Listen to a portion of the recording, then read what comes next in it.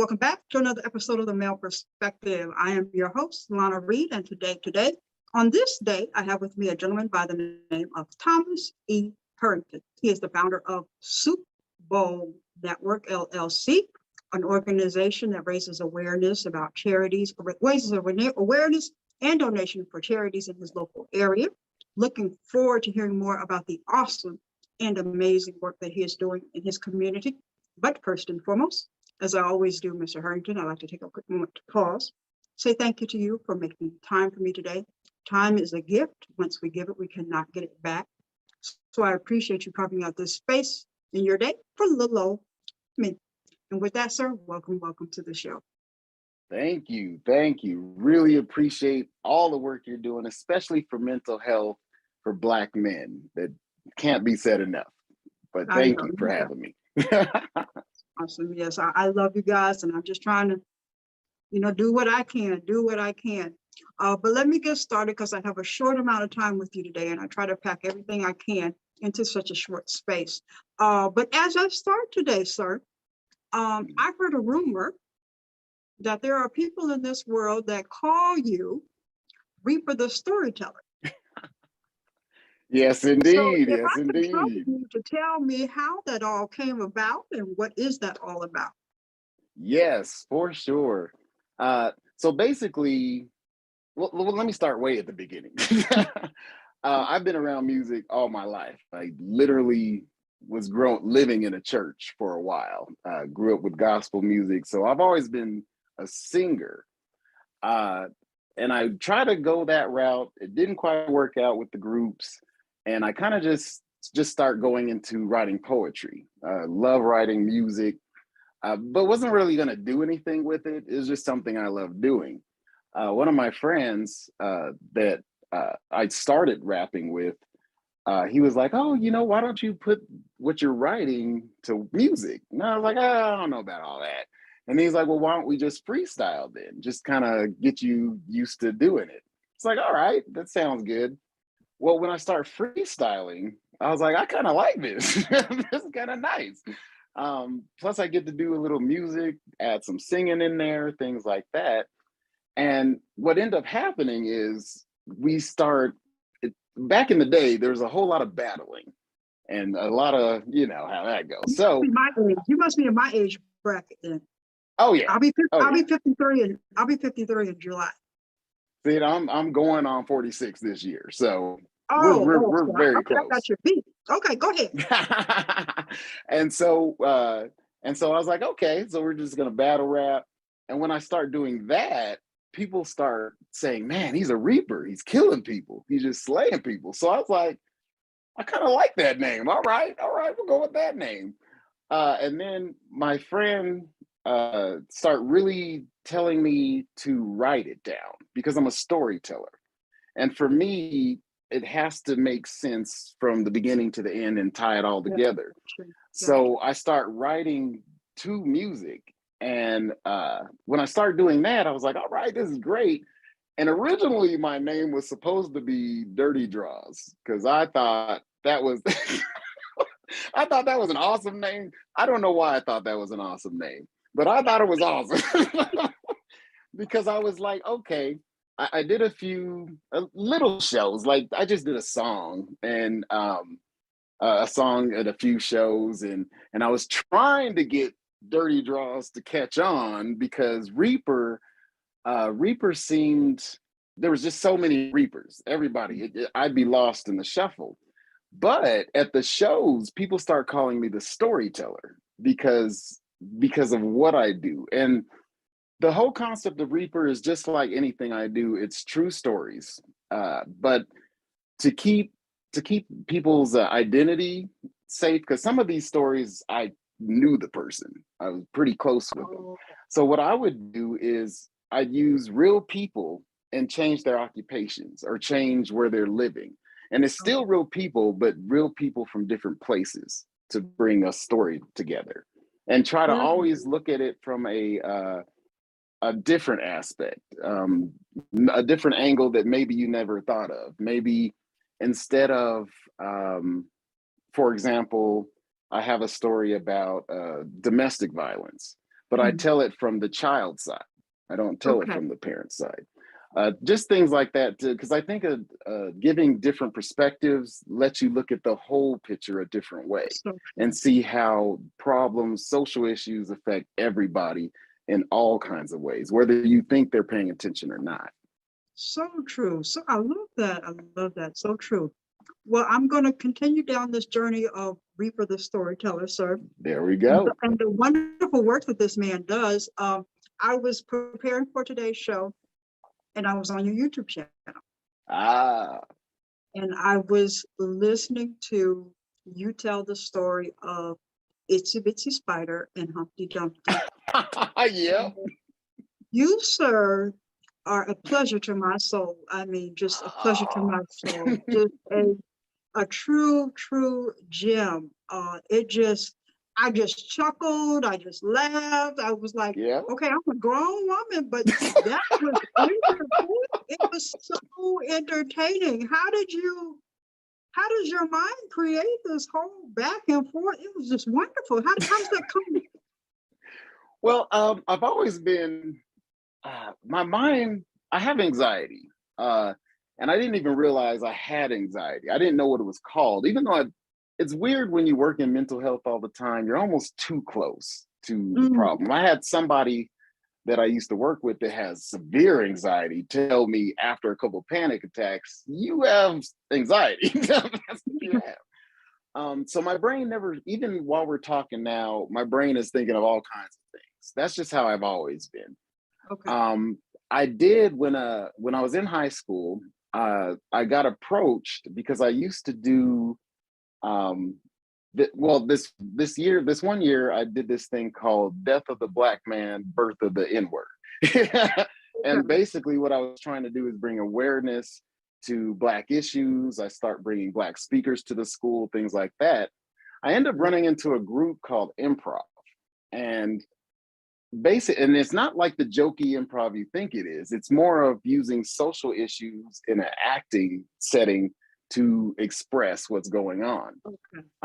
And what we would do is we'd have a retreat where we all get together, we open completely up. And that's where I learned people just looking at somebody, you have no idea what's going on. And no matter how much money they have, no matter how much influence they have, you just have no idea. And that was the first time I really got to see people open up their soul.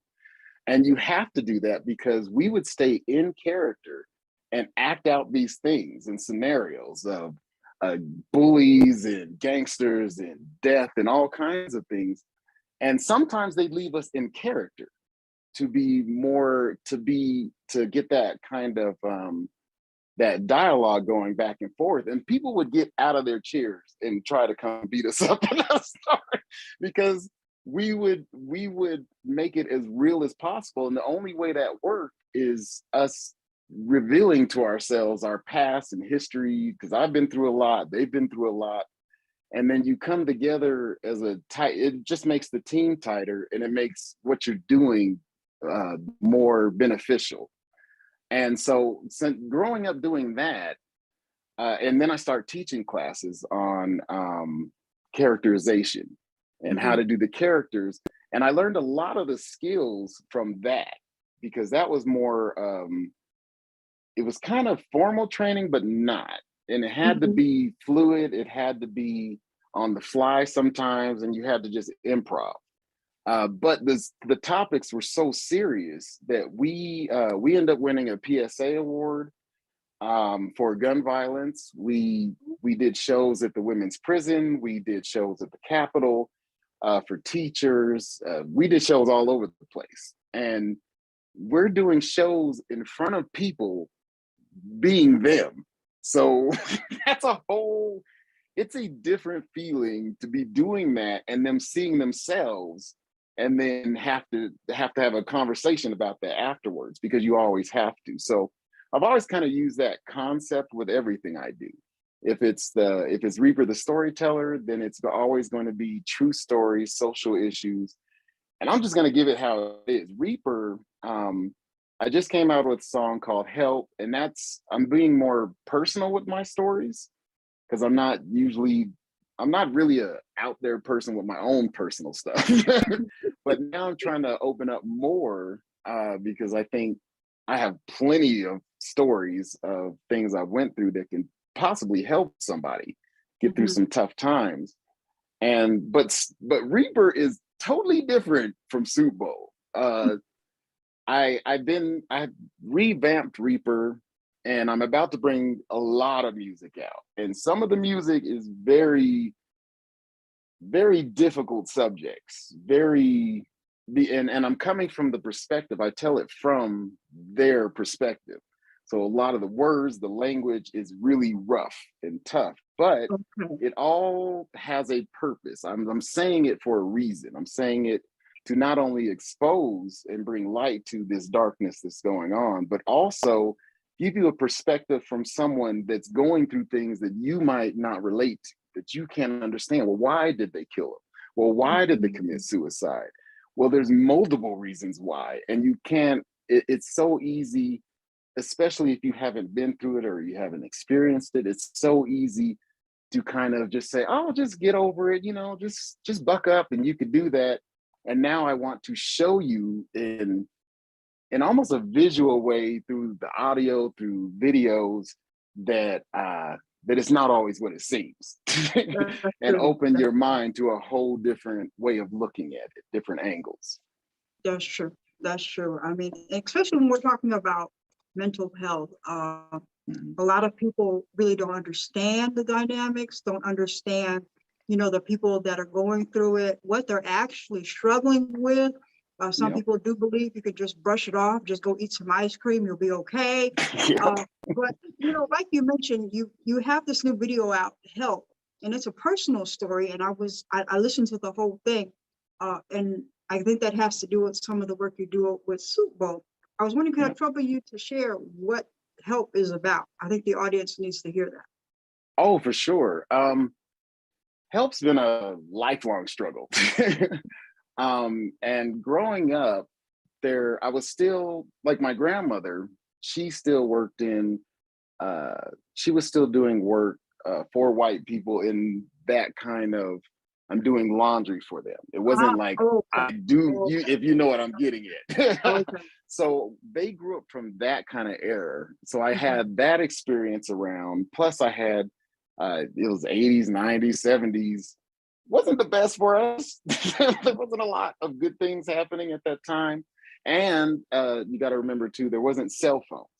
There wasn't video. So it was a whole lot of having to just deal with stuff. And a lot of the times it got pushed aside and the diagnosis wasn't really there. It was kind of a taboo to talk about mental health, or that's just, oh, they just crazy. And they just shrug it off and all that. So I was never diagnosed young. So I grew up with my depression. I call it going into a funk. Just to kind of, sometimes I'll be like, no, I'm just in a funk and, I'll get over it. But I started noticing that my mood swings would be so severe. People would have no idea. I'd cry all the way to work and then get to work and just work all day. Or I'd cry when I wake up. Or people would think I'd be going out just because of the way I am. I would think it was easier for me to hide things. Because people just assume things about me. They assume I'm just out and about and doing all this stuff because I'm just the way I am. But that's at work or that's around you. But in personal, I'll sit there all weekend in one place and just be in the bed all day. And people had no idea that was even happening. The older I got, the more I start realizing, the more the anxiety start kicking in. Because now you're going into adulthood. And now you're dealing with bills and all this other stuff. And then other things that happen in my life, like the house getting shot up and having kids with respiratory problems and all kinds of stuff happen. My anxiety start going up a lot more. Then that's when I start trying to figure out what to do with that. Now, since I wasn't really taught to do the therapy thing and I wasn't really into that, when I started working at a group home, that was my first job. And I was like, I love this. This is great. And it's definitely not for everybody. Definitely not. Most of the people that I worked with have very severe behaviors. They put you in the hospitals behaviors, very big people. And since I'm a big Black dude, I got put in the worst places possible because they assign you to houses. So I started off at the bottom, working with very, very tough people and working with people that don't speak. So the communication is, I had to read faces, I had to figure out what they're doing, because really a behavior, if you think about it, is just communication. Whether you're just mad at somebody or you're not mad, we put the negative or the positive on it. It's just a behavior. Yes. But trying to decipher what exactly that message is was the tough part. And to do that kind of work, you have to have programs. You have to have individualized programs. You have to have programs that they work with the therapists or counselors, nutritionists, all kinds of things. And what I start doing pretty early is realizing that these programs, because I start writing them too, that why am I not using these programs? Why am I not doing the same thing? If I'm teaching someone, for example, to tie a shoe, and people, I don't think, realize it takes a lot of patience, because you know what, actually, for example, there was this one kid, one of my buddies, love that kid, used to have terrible anxiety, like crazy anxiety, and he just happened to be a big kid. So when he grabs you, it's a whole different story. Lots of nails, kind of like Wolverine, just really, really hard to deal with. And he is a bolter and runner. There's a huge difference between somebody that just gets away with you and wanders off and bolting. He was so fast that if you didn't catch him right away, you'd have to get in the car and the other person would follow him because he'd just be so fast. And basically his parents wanted him to do one thing, and that's just sit down and eat. That's all they wanted. They wanted him to sit down at dinner, and it took years just to get him to sit down in one place and eat. Years to do that. But at the same time, that can unravel with a couple of weeks with new people that don't follow the program. And having these examples around and seeing that because some people said, oh, it never happened or never do it. It's just, and seeing that happen, you can't unsee that anymore. You can't say that, oh, that nothing's possible or it's impossible. I've seen people do some of the most incredible things I've ever seen. I've seen people and children from situations where they've been locked up in a room because, like I said, coming back from back in the day, we're talking about institutions and not talking about individual care. So we're talking about just massive putting people together, no real diagnosis being wrong, things getting confused and giving them the wrong meds, things like that. After doing all that and realizing that if there's a process, first of all, you got to admit what the problem is. You got to know there's a problem and want to fix it, because nobody can help you make you do it. It doesn't work that way. And I got to a point where I was like, okay, it's been months. I'm sitting in the house. I'm not talking to nobody. If I'm not at work, then I disappear and nobody even knows I'm around. And I just got tired of doing that so many times. And at the time, there wasn't a lot of options for mental health. Mental health has just recently, I'd say in the past few years, been added to healthcare. It wasn't even part of it. So that's a whole different thing. And I didn't know how to look. So what I would do is I'd make my own programs. I'd make programs for myself. And I start following these programs. And it's basically, I learned that a lot of our problems is through habits. It's through just doing the same thing. You think you're doing something a little different because you went to somebody's house, but you just went to somebody else's house. You're not doing anything different. you're not changing it up. So I had to really face a lot of myself and get out of my own way. And the only way to do that, at least for me, because of the way my brain works and I'm very logical and have to put it in a row. So I made programs for myself, stuck to the programs, and now now it's much easier to deal with. I can feel when I'm starting to go into that route. I can feel when I'm starting to close off, and I can adjust it now. But Okay. there's a lot of the That was my time. next question. That was my next question. Now that you're on this side, what Mhm. coping strategies have you put into place to keep your headspace in a healthy place? Well, I know one thing is I have to stay busy. If I get Oh, in my head, that's the worst place for a lot of people to be, is with themselves. A lot of times, a lot of negative thoughts come in, and what I what I call it is it's almost like a wheel with flypaper on it that spins in your head. And for people with anxiety and depression that have these negative thoughts, once you get one thought in there and it spins around and you keep loading up these thoughts, they just keep going, and there is no other thing to think of because that's all you're thinking about. But if you can interrupt that thought, if you can just knock it off for 2 seconds, or you can just think, why am I thinking this? Is this even true? Then I start using it like almost like a jury and a judge. And I start questioning myself. So why are you feeling this way? Oh, nobody likes you? Where'd you get that from? Who said that? And once you start asking yourself questions and you really face yourself, it's hard to deny the answers because it's you. So I just start being real with myself. I start knowing my limitations. I start knowing when I need more sleep, when I need to take care of myself. Sleep was a really bad thing when I was younger. I used to stay up for days sometimes. I used to see shadow people and have conversations that never happened, and that on top of being depressed, yeah. and that on top of having conversations that were negative that never actually happened, it just Yes. compiled everything. I think my approach to everything now, and even with people, is try small stuff. Don't swing for the fences and all that. Just try small stuff.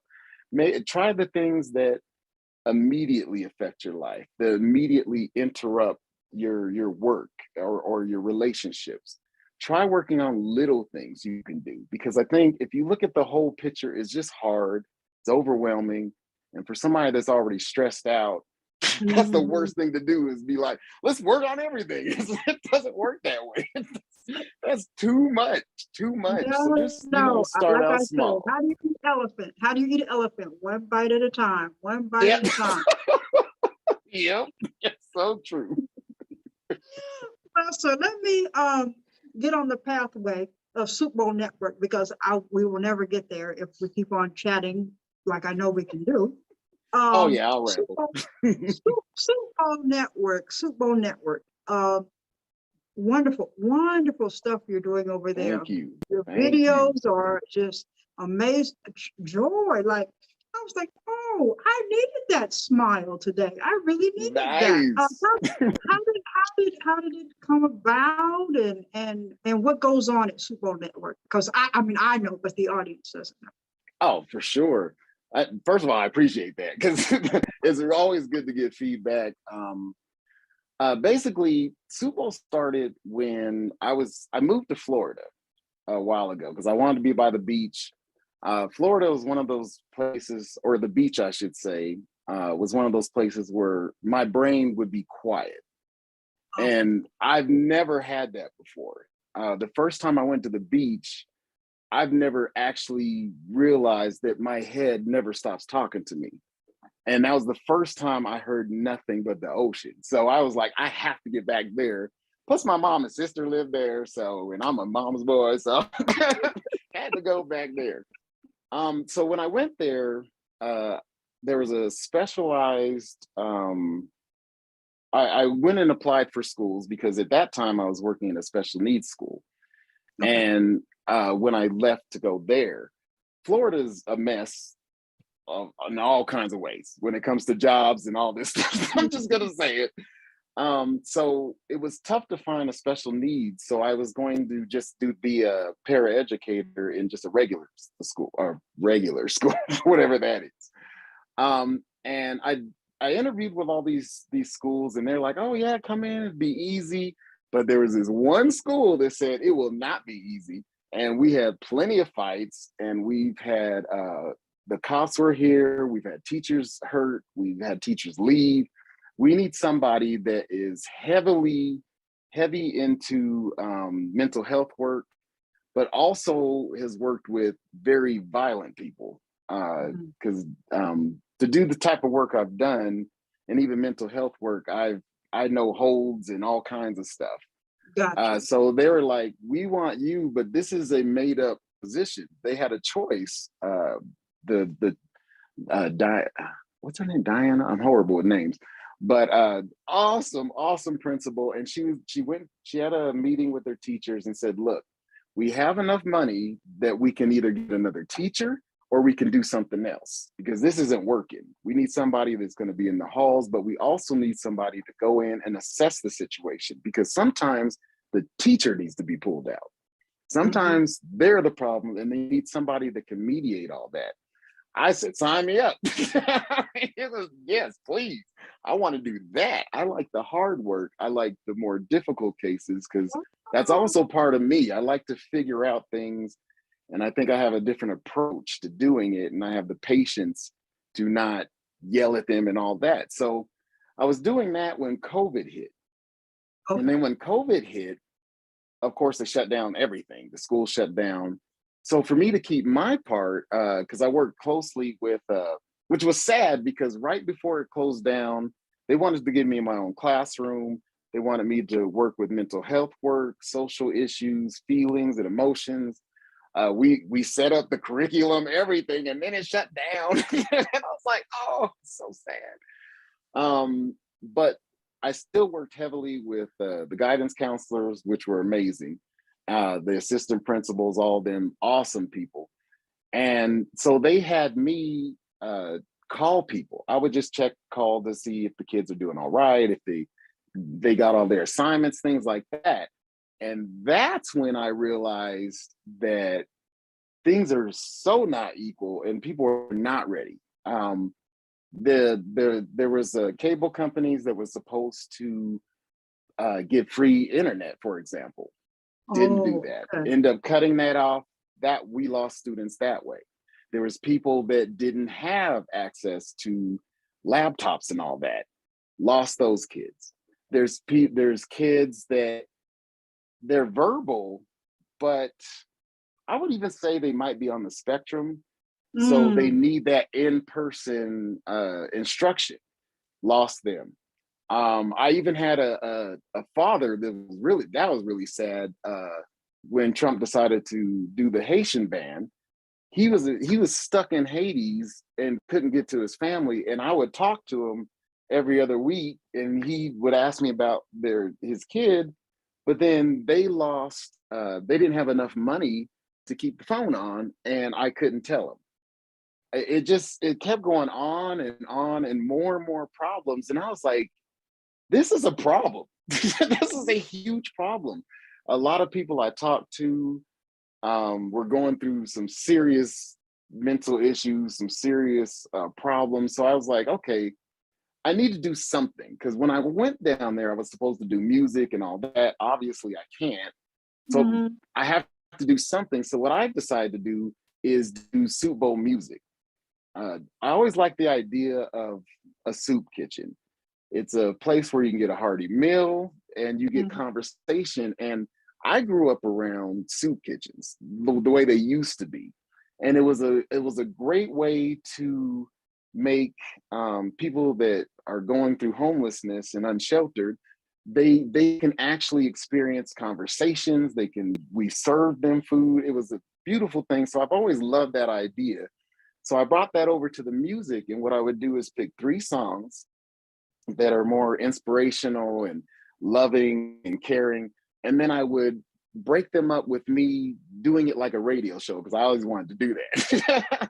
So I would say little kind things. I'd put a shout out to healthcare workers or teachers or whatever, and then I'd wrap it up with a loving uh, something positive at the end. And Mhm. I did that just to try it out once. That took off. People were like, yes, I needed something to just, like you said, I needed just a smile. I just need a break. There's a lot going on.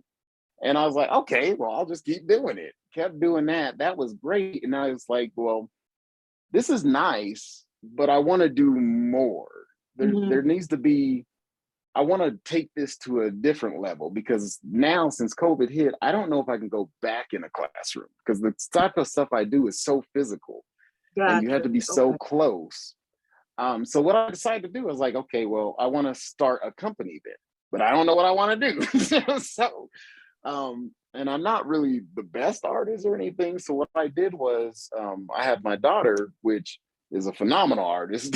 She helped me with an art pad, because I always doodled and drew stuff when I was working with the kids, but I never Mhm. did nothing with it.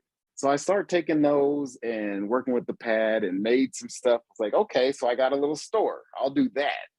But I can't just sell stickers and music. I got to do something else, because that's just part of who I am. So the point, like, if you look at it, is the heart inside, the heart outside, and it Mhm. represents, I want to remind people that they should always feel love within and always recognize the love with around them. So that's why the hearts are like that.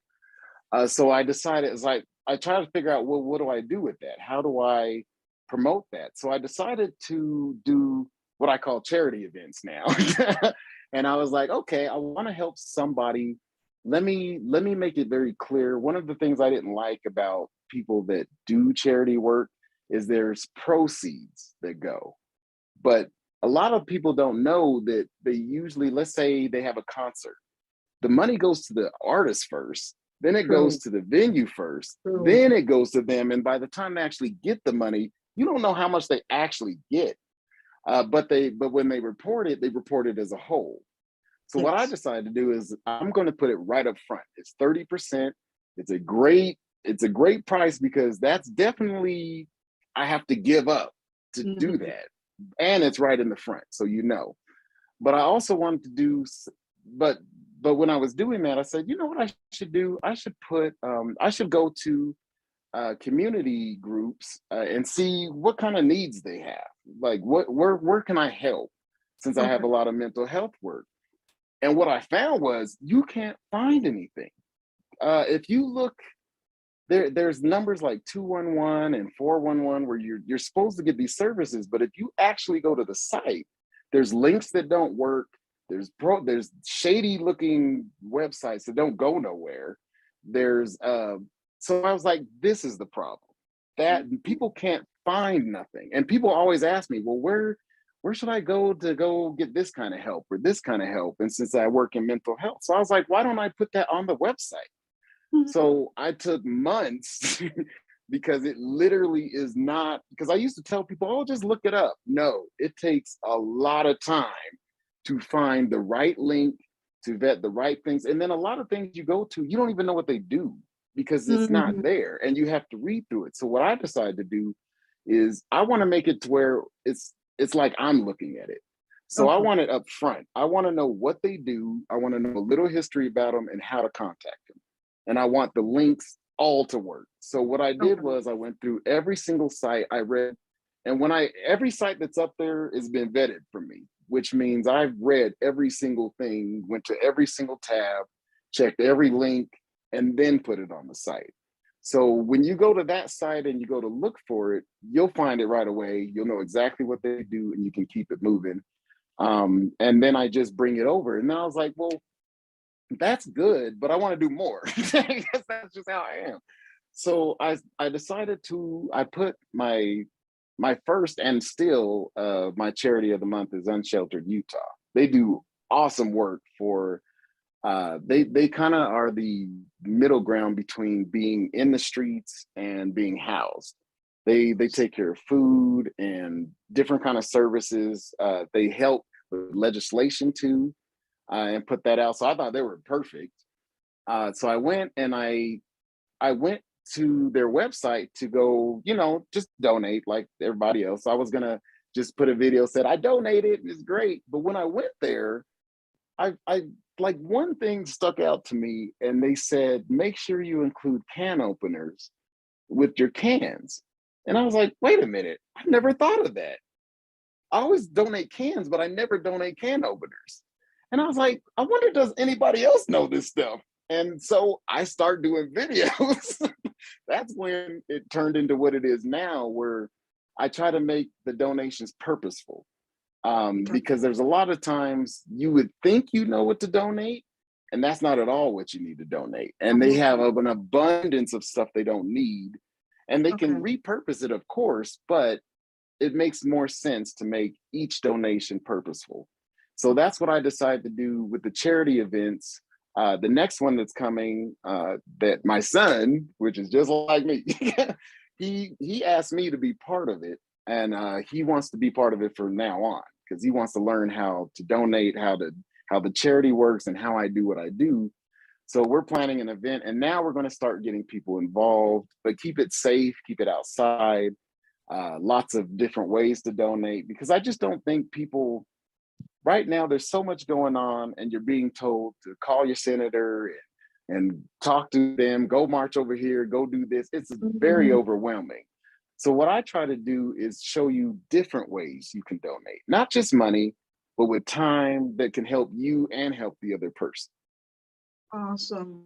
Beautiful, beautiful, beautiful. Love it. I want to ask a question, and I'm not sure if you could answer it or not, but I'm thinking, since you've been in this field for so long, a lot of people don't understand, because I think one of the things I read that SoupBowl Network does is help low income to no income connect with services. Yes. And a lot of people don't understand. They believe that, well, you're low income, no income. There's a nonprofit right in your community. You should just be easy. But what is it that hinders low income, no income from connecting with what they need? That's a great question. That is a great question. A lot of things. Sometimes it's the person. They don't want to show that they need help. People asking for help is really hard, especially if you've had the means, especially if you've done things for yourself all your life. It's really hard to ask for help.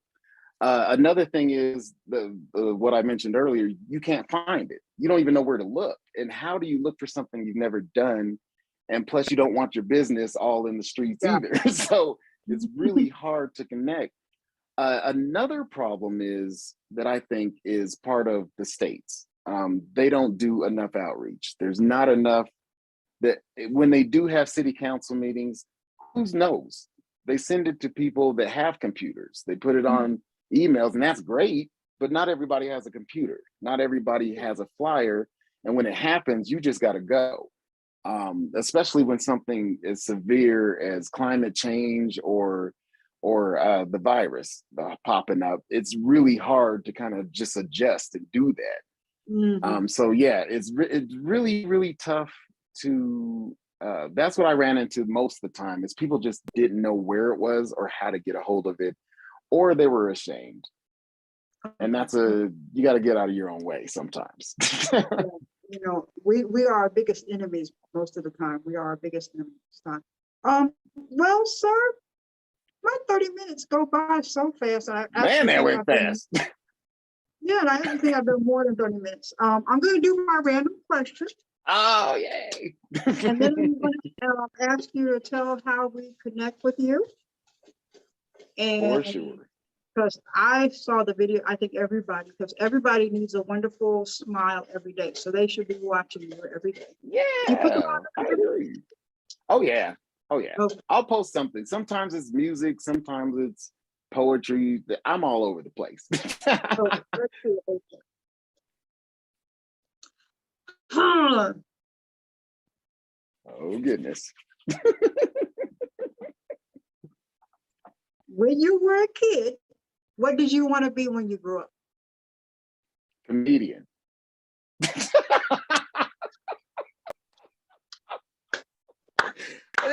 no sense. I thought I was pretty funny. I was good with the comebacks. I don't know if you remember that term, snap. I used to be real good at snapping back. That's probably why I was really good at freestyling. But I was like, yeah. But then I realized they actually write the stuff, and I can't do that. I'm not good at none of that. I try to write jokes, horrible. Or being a comedian, very, very, you have to have some talent to do that. I'll just say that. For sure. But yeah, comedian. Timing. Yep. Sir, Reaper the storyteller. How do we connect with you, pick up the products, support you, find out how we can do what you're doing in our local communities? Give us the lowdown. How do we connect with you? Yes. You can reach me on Facebook, TikTok, Instagram. I don't really do the Snapchat. I don't really do Twitter much, but Instagram, Facebook, and then the company is at soupbowlnetworkllc.com. And that's where, and the store may look a little bare because I've been trying to bring out Reaper, but now since Reaper's out, I'm loading up the store. Gonna have singles, things like that. And Reaper the storyteller, one word. I'm the only one. So you can Google me and you'll find me. Thomas E. Hurrington, you can Google me and you'll find me. And you might find stuff I didn't put on there. So and I heard you say you guys have a community event coming up. When is that scheduled for? Yes. Actually, me and my son, he just started a new job. So we're gonna meet up this Sunday, and it's going to be probably near the end of this month. Okay. Probably let me think. So the 30th is Monday. So probably the last weekend of the month. That's when it'll be. Awesome. And this one will be big. I'm gonna put out events and all that. For anybody interested that wants to put information out, look at the setup that I have. Everything's color coded, all that, so you know exactly where things are, just to kind of get an example and help people. Because low to no income, really hard to find services. So do that.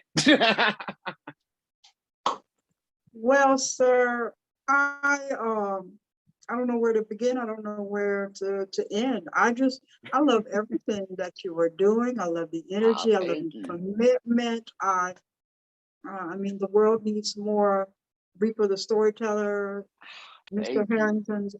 I mean, just awesome and amazing. I just love everything that you're doing. So. Oh, thank you. Appreciate it. So know me in my corner of the world. And by the way, I just have to mention, because the people that know me know I saw that. You have a Cookie Monster shirt. I have a Cookie Monster issue. I have a cookie problem. I am literally addicted to cookies. And that's a story for a different time. But I just have to say I love that shirt. Old school Sesame Street. Oh yeah. And my Cookie Monster. I know I learned from the streets. Yep. You know it. I was on those same streets. All righty, dear. I just wish you continued. No, let me stop. Let me reel that back. I'm going to steal your line. Oh. Let love and peace be with you. Oh, nothing but love. Nothing but love. Same to you. Awesome. That is all for this week's episode of The Male Perspective. I'm your host, Lana Reid, and I will see everybody next time.